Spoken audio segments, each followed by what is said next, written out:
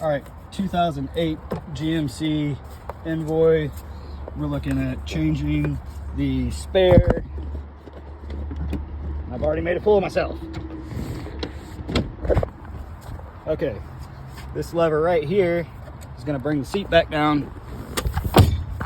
This seat has to be down like that for you to get to the tools that you're gonna need. Down, up, that's where your tools are gonna be. And then, strangely enough, this sucker is gonna be in a 45-degree angle. It really hung me up.